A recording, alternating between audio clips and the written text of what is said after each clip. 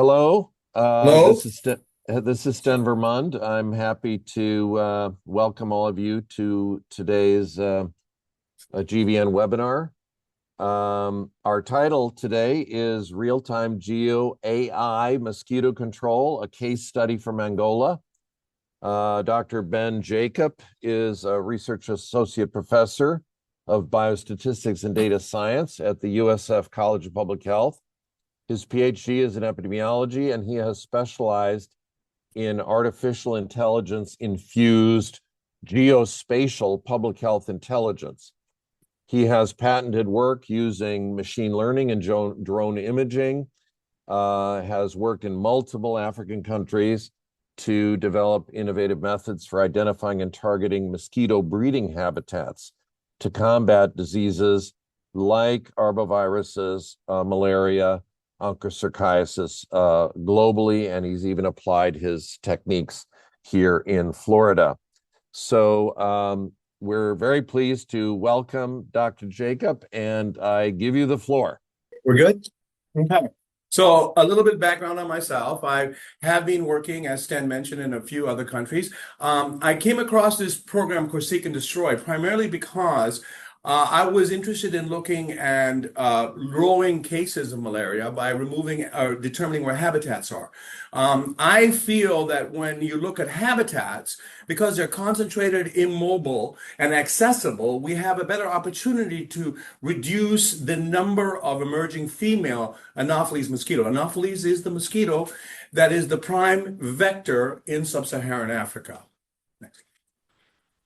So my main objective for sampling field and remote entomological mosquito habitat is to control immature mosquito populations by targeted source reduction or larval control to prevent adult emergence, determine the key environmental and ecological factors that regulate immature mosquito abundance and diversity, eliminate or reduce adult mosquito populations in known aggregation sites in order to reduce host contact and inhibit or prevent oviposition, which means egg laying, to add a real-time handheld smartphone application to multiple mosquito control tactics, targeted biopesticide application by unmanned aerial vehicle or drone, burial of habitats by soil substrate, to minimize and eventually eliminate mosquito-human contact, to encourage and instruct the public to assist in source control, and to use preventive measures in and around dwellings and to support mosquito control in melange.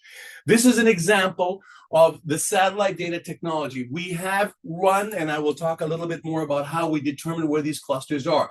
This is urban melange. We found some certain hotspots or aggregated sites where we had Anopheles mosquito habitats. So we were able to determine these habitats predictively.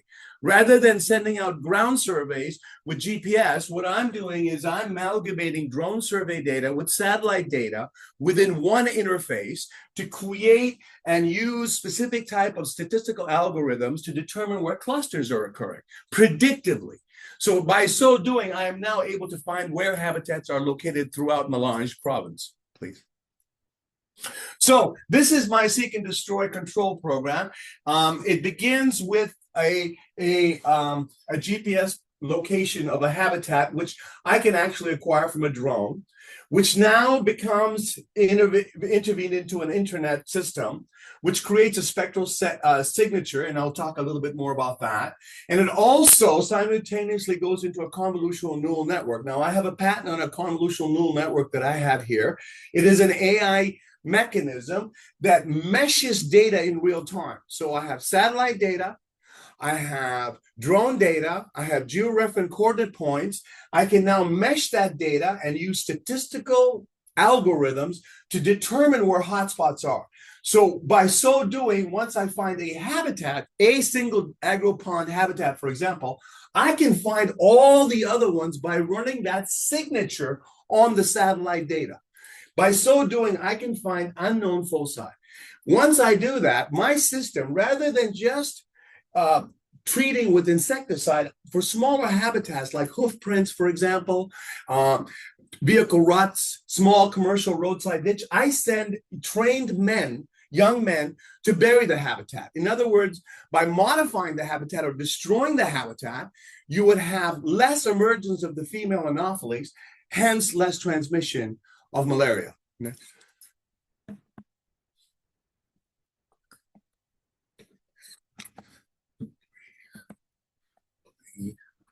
Okay, so these are habitats that are common in the melange area. As you can see, there's wide variety of habitats. So you can see that some of these habitats are very close to human habitation, and that's my worrisome, because the Anopheles mosquito has 1 kilometer range distant. That being said, as you can see, for example, in this particular habitat, you can see that there's a lot of people around that location, and that becomes problematic because that's an area of malaria transmission. So what we do prior to the actual implementation, we do some synthesization exercises with the local people. We do Anopheles counts at certain sentinel sites to see what our load is. In melange, our loads were above around 62 mean average per household, which is ridiculous, obviously. We wanted to lower that. So once we were able to do some preliminary counts, that's when, I do that pre and post seek and destroy to see how well the seek and destroy has eliminated the habitat. More importantly, also with the hospitals, I do get weekly data on the case data.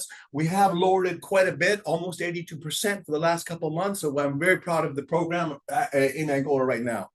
Next. So what I'm not doing, and this is what I really want to emphasize, is I'm not looking for habitats, looking for the drone. That would be difficult because you have cloud covers, you have canopy, you have high precipitation. What we do is I capture the red, green, and blue wavelengths that are emitted from the satellite data from the geo-reference sentinel site. By aggregating that in the black box, so to speak, in the drone, I am now able to have a RGB, or red, green, and blue spectral wavelength signature for a particular habitat. My drone can aggregate that RGB from that habitat, and now I can utilize that data in a satellite data system to interpolate that signature across the satellite data. For example, in melange, when I found one agro pond, I got the RGB value. When I run that RGB value inside of our regional convolutional neural network, it'll pick up every single other unknown foci in melange. So we were doing this for multiple different habitats, and in so doing, within a short period of time, we had actually found most of the habitats in melange. And this was very important for our implementation of our larval control. So this is the drone that we use. It's a magnificent piece of machinery. We were training. This is one of the young doctors that was fascinated by what we were doing there in Angola.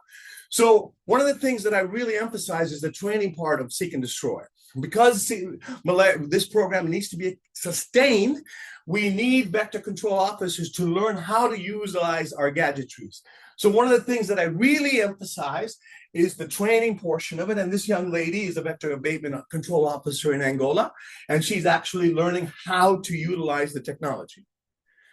So this is the drone perspective from the dashboard that we have, which is live fed into a smartphone application of different type of habitats on different type of land covers.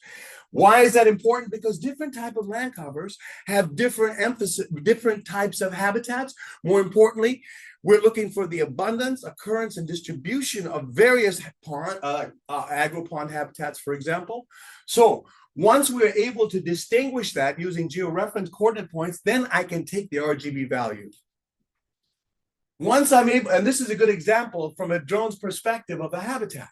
As you can see how we were able to capture a particular habitat, we were able to show the centroid coordinates of that habitat, and this is from a drone's perspective.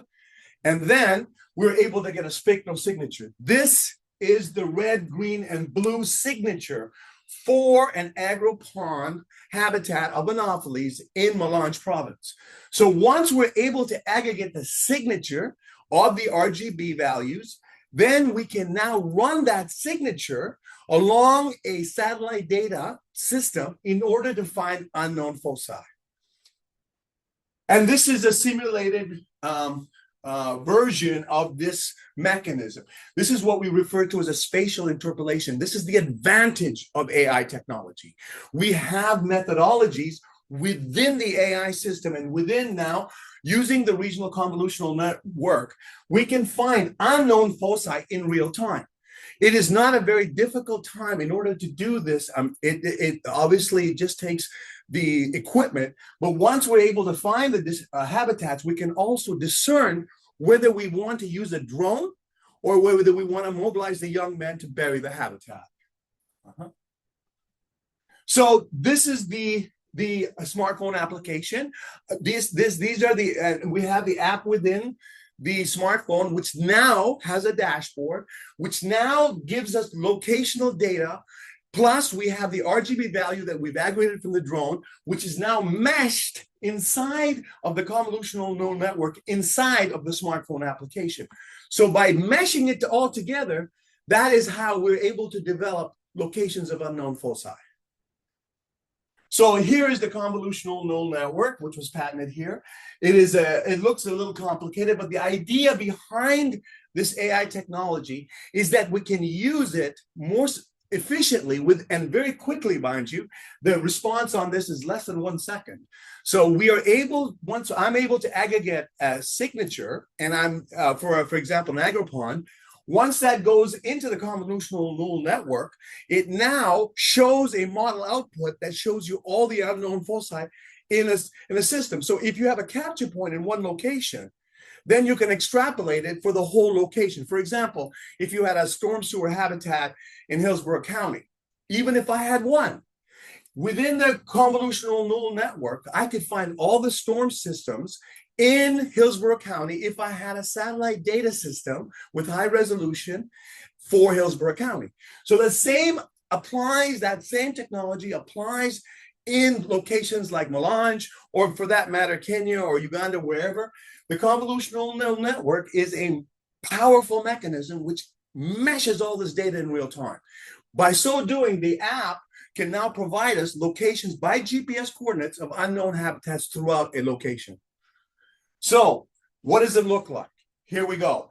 This is a satellite resolution, high resolution data. As you can see, we are now picking up previously unknown habitats. Why is that important? Because as you can see, for example, there's a large agropond. Look how close it is to human habitations. So by determining where the locations of these habitats are, we now have a targeted site. So continuing, we have multiple different habitats being formed.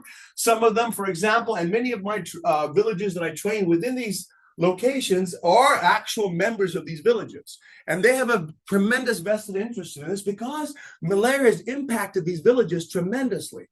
Some of these areas have death rates of what, 1 every 6 minutes, which is unbelievable. They are not doing much for interventions here. We don't even have bed net distributions. So we are now looking again at some more imagery of habitats that I have at this junction have actually eliminated or treated by using the drone. Okay. So here's the team being trained. We have the drone up. I took a couple of shots of some of the local Angolans that are working with me. It is a team effort. There is nobody here that's, I consider, even myself, an expert. We're working together as a team, and I think that's what makes us very powerful. We have the local vector control officers. We have entomologists. We have people like myself that are coming in with AI technology for determining different type of model systems that can find us unknown foci for treatment. So, for example, this is the land use land cover map that can be generated. Now, part of my training involves a lot of teaching, obviously, of what we're doing. We do GIS training here in my class, and also we're determining different type of models that could be used in places like Angola. Why is that important? Because by using land use land cover models, we can determine covariates that are associated with habitats and specific land covers. For example, a rice tiller. There is a mosquito called the Anopheles arabiensis. It's a powerful mosquito that grows in agrofields in different parts of Africa. That means we need to know where those rice tiller or fallow fields are occurring. If we know that seasonally, then we can again determine habitats in those areas. So this is a digital elevation model. Why is that important? Because surface runoff during floods occur. You have stagnant water systems on the lower end of these elevated areas, and those are perfect habitats for anopheles. So by, again, determining locations of habitats, we can find different areas, and all of this is constructed within the app in real time using the convolutional neural network and satellite data systems, along with entomological data that we sample at these capture points. Again, the drone is giving us data in real time being fed into an application, a smartphone app. How is it doing it? It is giving us vegetation maps in real time.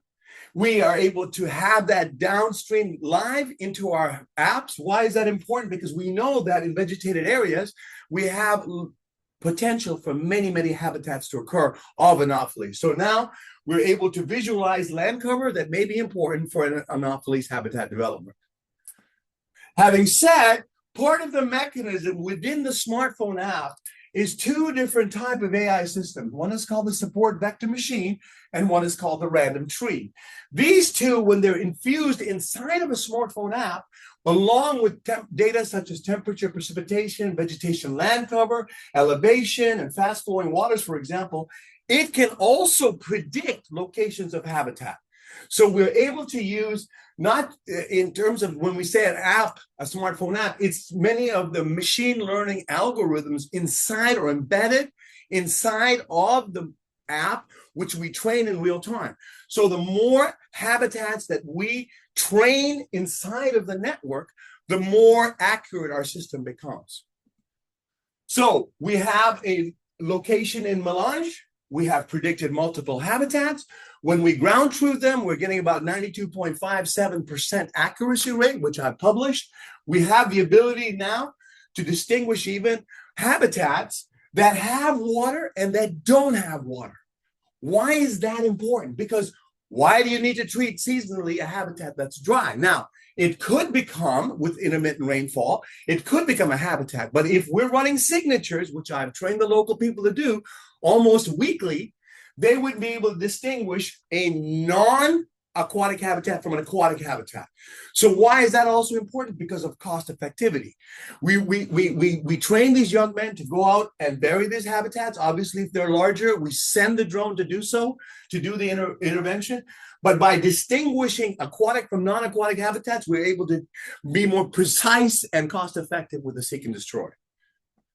So logistically, how do we find locations in these areas where maybe it may be difficult to get into?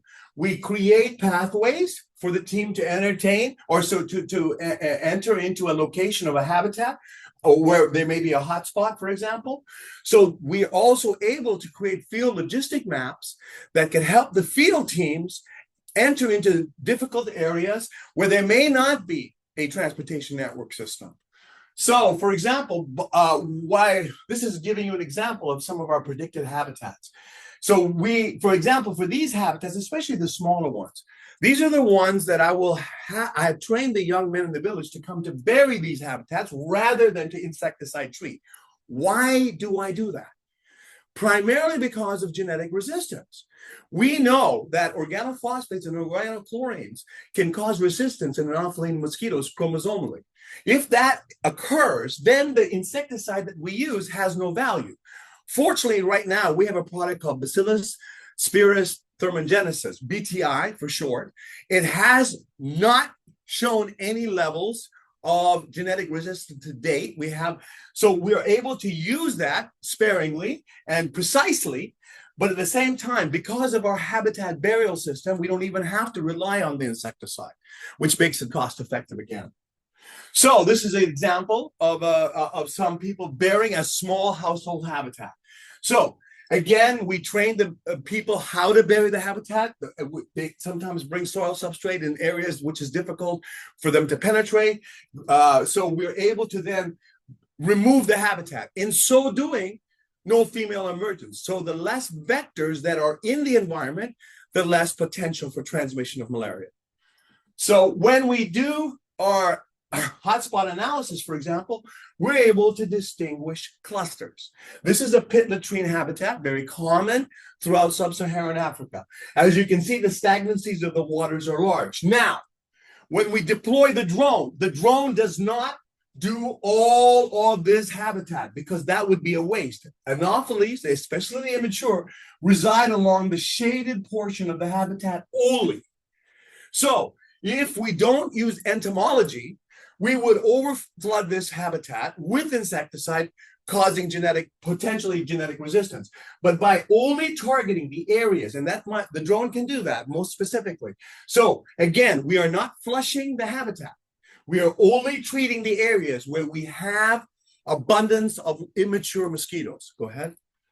So here's a good example of a problem in melange. Okay, so we have a habitat here. Now you can see that this is a housing urban residential area. You can see people are actually here.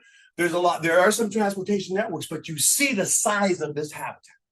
This habitat can hold thousands of immature anopheles. When they emerge, look at the blood meal capability here. It is astronomical. Similar to these areas, again, in urban residential areas, these are the areas where we do use the drone for treatment. So when we deploy the drone, so here is in a rice field deployment of a drone, for example, treating only areas, and we're going to show you some slides on that. Most of the fields, regardless if it is in America or in Africa, are not always seasonally flooded. So there would be no reason to treat this whole location. There are specific habitats that occur in flooded areas, and those are the ones that we target. So another part of the program is spraying homes and buildings to eliminate the flying mosquitoes. The data are counted and the data is compiled. So one of the things that we do, and we do indoor residual spraying. We show people how to do the spraying because there is a methodology here. We do train them. We obviously using a lot of protective gear. We have the families leave the homesteads. Then the vector control officers are deployed to the homes, and then they do the treatment of the indoor residual spraying. So, to make a little summarization, we have a habitat. We're using remote sensing data. Look at the resolution of this data. We're able to see articles or objects within the habitat.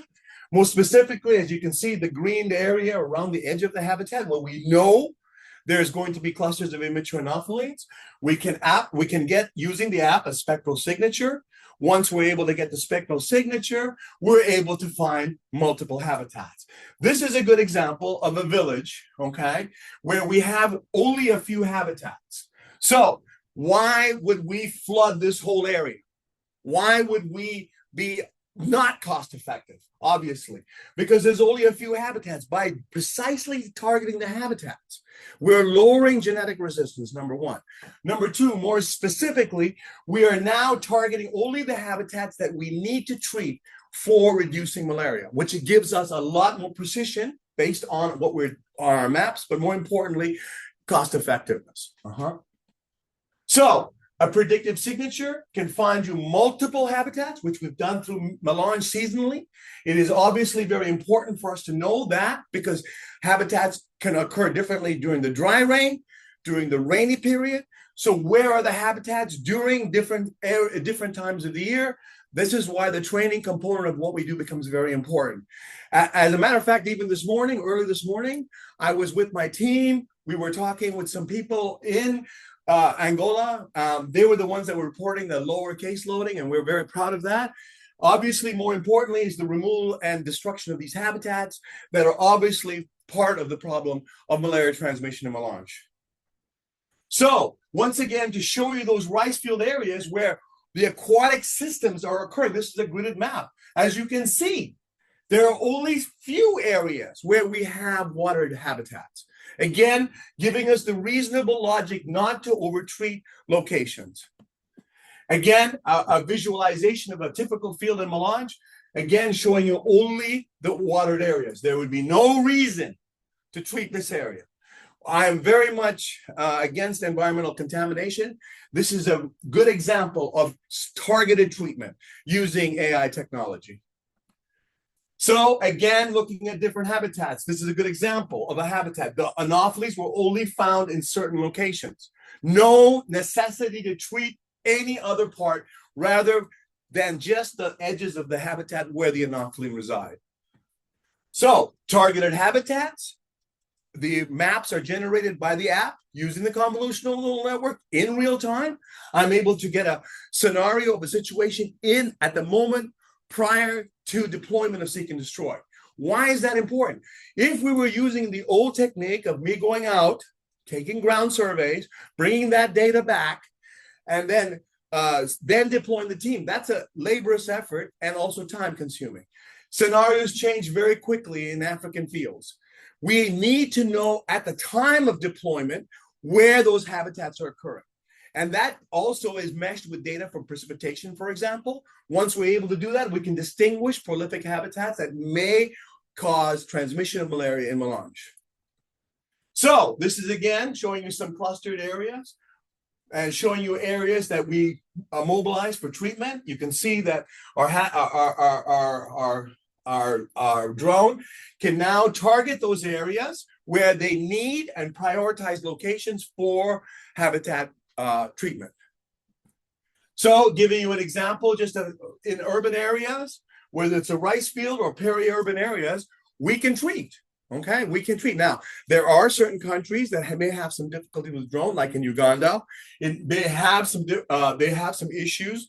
We have to work with the civil authorities. We do get licensed from the MOH in order to do that. We work with local entomologists in order to implement the seek and destroy. So seek and destroy can work in different type of environments, which is very important, and for overall reduction of malaria. So this is a good example of, this is a pastor that I was working with, and he's a wonderful gentleman. He was showing me some of the village. Now, one of the most interesting thing are these community tap centers. Now, everybody requires water. The problem with this, as you can see, the stagnancy is occurring along these areas. So this was a problem that actually the pastor identified for me.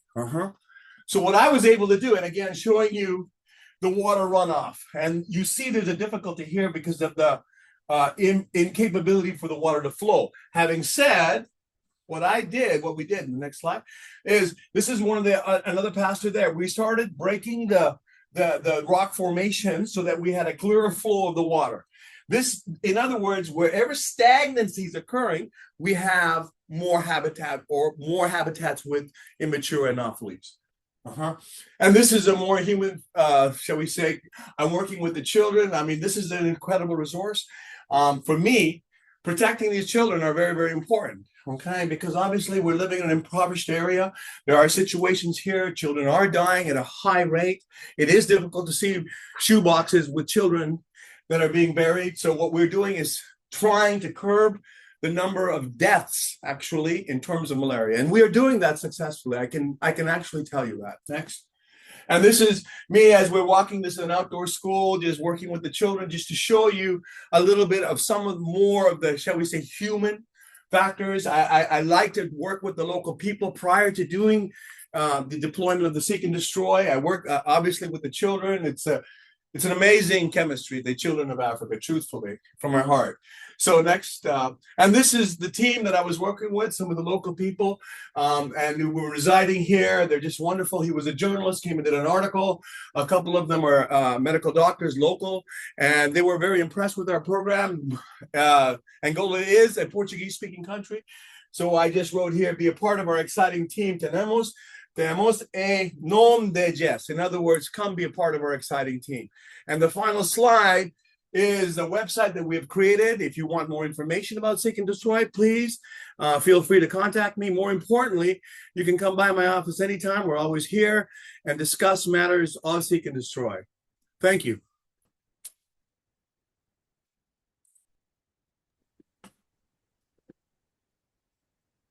That is so interesting, Ben. We really appreciate your doing this for us, and you've given a lot of time for Q&A. So I want to encourage folks to do some Q&A. I'm going to kick it off by just asking a simple question. Sure. There are definitely anophelines that our vectors for a number of arboviral diseases, but as you know, mostly they're chiloscience. Right. And could you comment a little bit about, you have a malaria focus here, but you have a virology audience. So, and a lot of us are doing arbovirus work. Sure. Could you comment at all about any work that you've done related to arboviruses? Oh, absolutely. Okay, so we're working on dengue. Okay, and dengue obviously is a arbovirus. If I'm correct, am I correct there, Stan? You are correct. Just making sure. Okay, so I am working with the abatement district right here, and I didn't want to. I had a few more slides showing and I will make sure I do it next time. I didn't want to start talking about dengue and get unfocused, but I am working with David Hess at the Mosquito Abatement District here in Hillsborough County. What we were able to do was use seek and destroy to find waste tires. We picked up over 2,000 waste tires. We know that 40 milliliters of water, that's a small rainfall event, can cause a waste tire to become an affluent Aedes aegypti habitat. What I am doing is, what we were able to do is get a signature of a waste tire, and I will send this to everybody shortly. It's an amazing map that we were able to find just ridiculous amounts. Well over 2,300, approximately 11 waste tires were picked up by the abatement district. And of course, we're working with them on a weekly basis. David and I are good friends. He's a wonderful man. He's trying to curb the potential dengue problem. Now, we had a death in Polk County recently, so that has on the alert. We have storm sewers all over Hillsborough County, and those are affluent for Culex mosquitoes. So we are wanting to distinguish not only areas where we have habitats, but there may be other locations for dengue. So yes, we are doing a lot of dengue mapping. I have used my signature right now. A couple of my students are working in areas of dengue in Brazil, which is really important because we're having incredible outbreaks of dengue in Brazil right now. We have a student wanting to implement that program there. I think this is a great opportunity. And I'm working with a gentleman from the Cayman Islands right now where schools are closed because of dengue. So yes, seek and destroy. It doesn't matter to me, the mosquito. It doesn't. It's the system. That's what this is. I'm saying it's for malaria, yes, because I'm combating malaria, but I can use this for West Nile virus, which we are doing, which we have sent maps for different habitats of West Nile virus into Texas, working with Harris County Abatement District. So we have multiple vector systems that we're using to look at different type of arboviruses. I have a question coming in from Carla Souza from the University of Porto. But before I get to her question, I want to just clarify something for our audience. So Hillsborough County is where Tampa, Florida is located. This is where Dr. Jacob works in the University of South Florida. And I also want to mention that Tampa and Hillsborough County are in the Gulf Coast area of the United States. And this is a semi-tropical part of the United States, which is now experiencing a surge of arboviral diseases that are not known in previous years. So we have had over, I think, 300 cases in Florida, most of them autochthonous, acquired locally, which is new for us. Usually dengue cases were imported. We've also had autochthonous malaria cases in Sarasota, which is just south of where we are. And that was a couple of years ago. And at the same year, Texas had autochthonous cases. So just for our international audience, I want to give them a little bit of context for what you're talking about. So what Dr. Jacob is doing is work with the local health department right here in Florida for Aedes aegypti and Aedes albopictus control using his methodology. So let's go to Dr. Souza. She thanks you for the exciting presentation. And she asks, what was the accuracy of the system when evaluated using field observations? How many of the identified water collections actually contained mosquito larvae? Now, this is really important because I'm glad you asked me that, because one of the important things is, we recall, I was able to get a water signature which showed me capabilities of different habitats. When we did the field validation summary diagnostics, I was getting 92.57%. to be honest with you. And that's my average. And I know that sounds very optimistic, but we're able to distinguish not only that, but we are able to see habitats that have potential larvae. And especially in season, if you're in a place like Melange, you are going to find a lot of larvae in many of these habitats. Now, during the dry season, it may be less, obviously, but our potential right now is to be able to distinguish different habitats using water signatures and larval signatures. And if you remember from the slide, there was a larval signature that I have. So the combination of that within the convolutional neural network inside of the smartphone app is able to distinguish habitats that have larvae versus not. So we are able to now, because of the AI technological capability that we have, we can determine these maps predictively with high rates of accuracy. And I really think it's a system that we should adopt for almost any and every vector literally on the planet. I mean, I sound a little bit optimistic, but I have to. Because I think this system works. I just came back from Zimbabwe.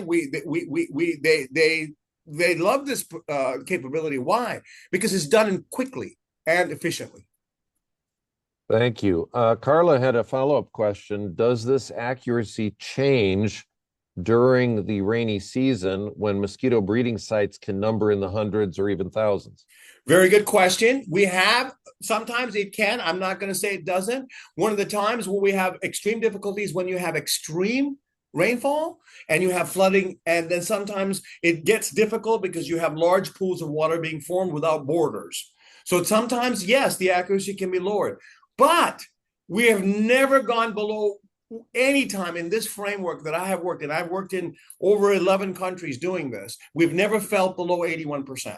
So we're pretty good at what we're doing, and that's during the rainy season. During the dry season, there's no problem. During the pre-rain, we have no problem.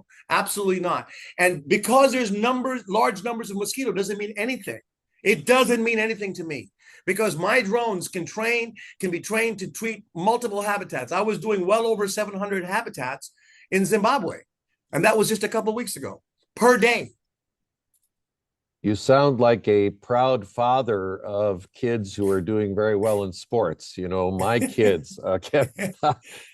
Emma Underwood here at USF has asked a question that you've partially answered, but I'd like to give you another shot at it. Sure. Has this technology been optimized for other species of mosquitoes, such as Aedes aegypti or Aedes albopictus? And absolutely has. It's a work in progress, and so far so good. And I know Emma is working on Onco. I'm now pushing the drone technology so that we can look at West African river tributaries where we have the presence of Onco vector called Similium damnosum.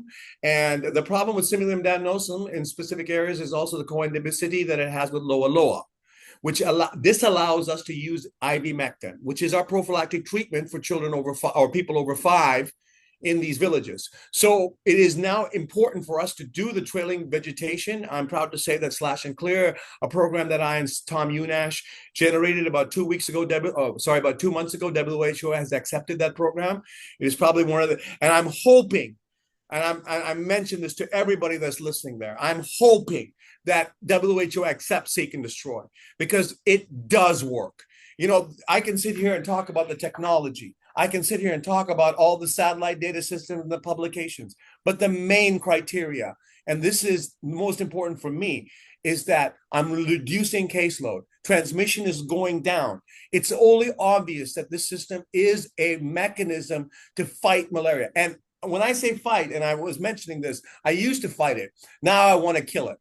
And I think I can do that. I mean, to kill a killer takes a lot. And I think we have the capability at this junction to do so. And it'll only get better. Good. We're going to go on to Franco Buonaguro from Naples at the National Cancer Institute there. Professor Buonaguro asks, is there any possibility to link your technology to the use of Anopheles mutants, genetic mutants, sterile anophelines, perhaps thuringiensis infected, is there any possibility to link this to malaria control or control of arboviruses? Sure, because if you know where the hotspots are occurring, where you have aggregated sites, if you have finding hotspots is not that much of a difficulty. We're using it for multiple vectors, as mentioned before. We're using it now. We've used it for Aedes and Aedes aegypti and also albopictus here, but we're able to distinguish for many different areas, but more importantly, we can find hotspots. But one of the most important thing that I wanted to mention to this team that's listening to me is that cold spots are as much as important, because everyone will talk about hotspots. And for me, where the malaria is not occurring is also important. Where dengue is not occurring is also important. We need to distinguish those locations and why is it not aggregating in those areas. And one of the key fundamentals that we can learn from this technology is both hot and cold spot mapping. And yes, we can determine within hotspot locations, we can do multiple different trials. So this is, and we have the ability not only just to use our techniques, but we can intervene that with other interventions. Well, Franco actually put a note even before you answered that question, speculating that you could reduce the use of insecticides. You could target them and not have such promiscuous use by better targeting. So you obviously agree. Let me go to Alvaro Mejia Echeverri. And Alvaro is asking, can the seek and destroy program be used in controlling screwworm, which is threatening the United States right now and affecting countries, especially in Central America? Yes, and that is absolutely a yes. And this is the reason I have had some people that are looking at different helmets and they've come to me and talked to me about this. Absolutely yes, because the system looks at land cover, the system looks at the habitat. Wherever the habitat is occurring, it can give me a satellite RGB spectral signature. Now, whether that's a malaria mosquito habitat or a dengue habitat, or if that happens to be a location of a soil vector, of course we could do it. Absolutely. And I would be more than happy to do those trials because we could absolutely find those unknown foci and treat in real time. One of the most important things about what we do is speed. That convolutional neural network can give me a response in 10 milliseconds. And I think that gives us the ability to exploit locations for insecticide treatment in real time. And that was something that we could not do previous. So yes, absolutely 100%. We can do that for a soil vector. And I forgot to mention that Alvaro is here at the Florida State Health Department. Let's go to Gonzalo Alves, who's at the Institute of Hygiene and Tropical Medicine. He says, congratulations on your work. He finds it very interesting. What are you considering vis-a-vis scale up in Angola? You've done work in defined areas. What is the prospect that you could actually scale up to a district or even countrywide? Yes, that's exactly what I'm doing. The constraint that I have, and that's what I've been wanting to do so much. And when I was in Harare, Zimbabwe, I was talking to them the same thing. I want to do a whole country. If I can do a whole country and I can show that I can lower the malaria caseload at the country level, I can do it at the county level here in Hillsborough County. I can do it at the state level, provincial. It doesn't matter. The interpolation technique could do the continent if it wanted to. The constraint that I have is the satellite data systems. It's costly. The gadgetry that we've trained is not. The convolutional network is not. The problem is the satellite data systems, which can be costly. We need high resolution data. We need sub-resolution data, and it can be a little bit expensive. Other than that, there is none. And I certainly think that I am waiting to do a country. I really am, to tell everybody out there, and if I can do a country, I can absolutely lower the caseload. And in so doing, I think other countries would be apt to entertain the concept of doing it in their countries. Well, we have a lot of questions they're coming from Portugal and Italy and Florida. So another question is from Florida. Sure. I would be curious whether the methodology could be applied to controlling Oropouche virus, where biting midges are important vectors, but whose habitat is significantly different from those of mosquitoes. And this is from Gregory Daniluk. who is over in Polk County, the adjacent county to Hillsborough County. Yeah, well, of course. Again, to me, and I'm being very optimistic here, people may think, but absolutely we could. There's no issues here because if I have a habitat and on any land cover, as long as I can discriminate using the remote sensing data and my drone, there's not a problem. And a drone comes. And by the way, really quick, most of my I do have competitors that use drone larviciding, but they're dropping at 30 feet and above. Obviously, they never took a lot of physics because you know that there's going to be a drift there. One of the advantages that I do is I drop at less than 1 meter. So we are very precision targeted. But at the same time, we can also discriminate satellite habitats that are very small because we can fly at a lower level. So we're not just looking at a pixel like at 31 centimeters. I can bring it down even further. So regardless of the size of the habitat, I can determine that red, green, and blue signature. Once I'm able to extract that, I can interpolate that on a satellite sub-meter resolution data set. In so doing, I'd be able to distinguish, again, the unknown foci. And again, it doesn't matter how many habitats or where it occurs, because I'm not flying the drone to look for the habitats. The AI finds me the habitats prior to me going to the field. That's the big advantage that I think Seek and Destroy has over other larval source management programs. We determine the habitat locations prior. The drone is just treating the locations we've already identified using AI.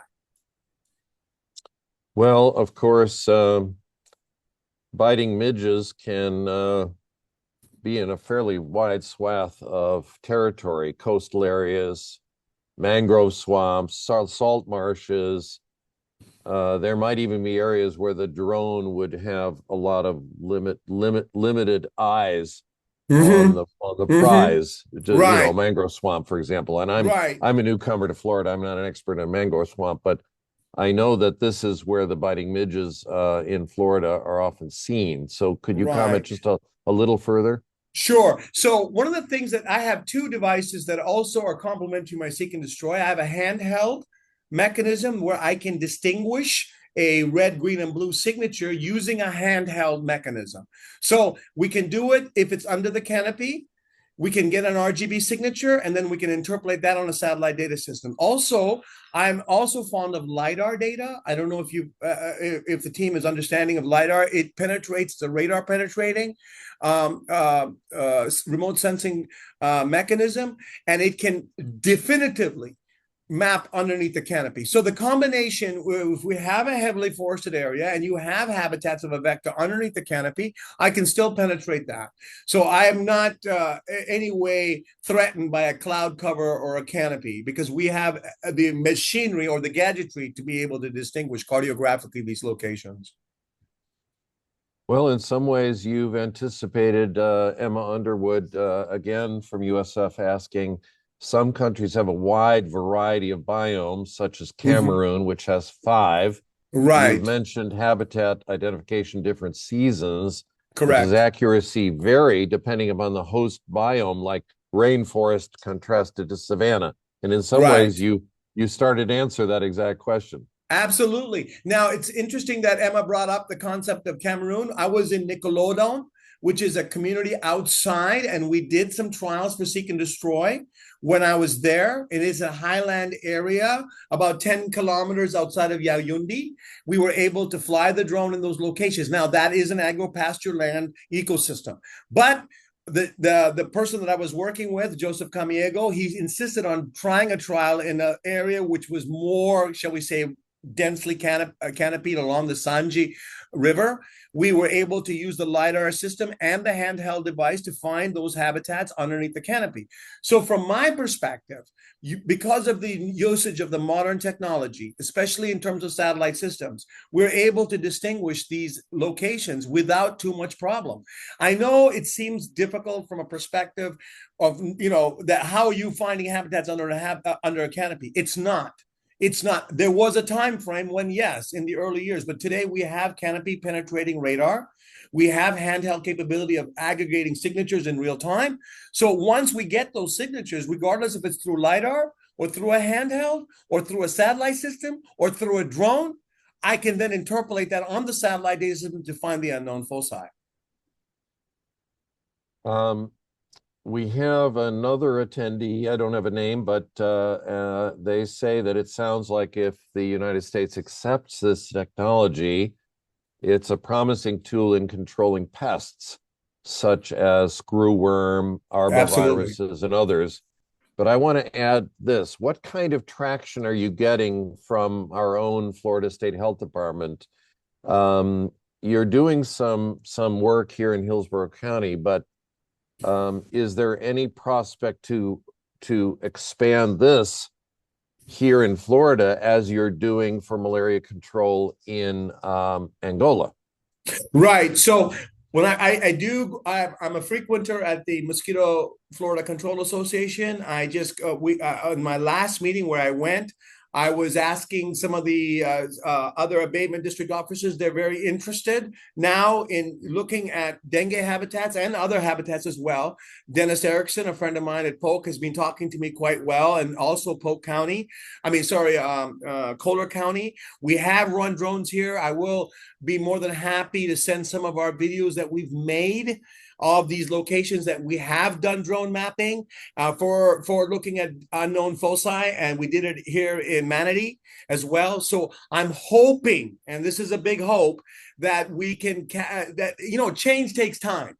Okay, change takes time. I understand that, but this is a time frame where we have to use every resource that we have capable to find potential epidemics. And for me, not using AI technology, not using smartphone applications, satellite data systems is ridiculous. I mean, what would we do if I gave you a floppy disk? I mean, sincerely speaking, we have flash drives. So why are we using floppy disks? So in the same mindset, we must keep with the technology. Public health needs to address, especially with vector habitats and different type of larval source management programs. Seek and destroy can absolutely work. But me convincing them, obviously, their budget's constrained in certain districts, but we are attempting my best, believe me, working with some of the known entomologists in our counties, and hopefully they'll get the idea. But again, change takes time. All right. Well, I want to have a last question, and but before I go to the last question, our next webinar is placed in the chat for those of you at your computers, and it is on February 23rd. So exactly 1 month from today. Today is January 23rd, so February 23rd. It'll be 9 a.m. East Coast time, New York City time, so you can do your mental math. And Dr. Helena Solo Gabriel will be presenting her work on wastewater monitoring. So that'll be very topical, just as today's talk from Ben was. So the last question comes also from Carla Souza in University of Porto, and she asks, could this system be used in highly urbanized areas with high-rise urban development, such as skyscrapers? I think probably it has a couple of sub-themes, this question. One is, what about drones flying around with a lot of buildings and a lot of people walking around? And secondly, the kinds of habitats in a highly urbanized concrete jungle. Is this relevant for that kind of environment, or would we need a different approach? Okay, so just to answer that, that's a great question. One of the things that I noticed when I was in Zimbabwe just a couple of weeks ago, that in urban Muture, which is in the northern part of Zimbabwe, you did have taller buildings. You had congested areas. You had a more urban population. Can we fly the drone there? It is difficult, but because we know the habitats, because we've run the signatures, we know where they exist. I can then deploy young men with hand sprayers, and they can target these locations. So yes, there are going to be areas where there's difficulties. I absolutely know that. We have muddy fields, certainly, that can make problems. but that's when we incorporate different methodologies, and it's not that much more difficult. Excellent. Thank And you. I do train the young men. When I say train the young men, I mean I really have armies of All kids right. out there. Thank you, Dr. Jacob. Your passion is infectious, and both I'm sorry about Carla that. and Margaret Jaffet are sending their thanks and congratulations on the work, and several other people have sent that as well. So we want to thank you for today's Global Virus Network webinar. Thank you to the 40 plus folks who have attended from all over the world, and most best wishes in your ongoing success in your very, very important work, Dr. Jacob. Thank you. Thank you so much, Stan. I appreciate it. Thank you, everybody, and hope to talk to you soon. Bye.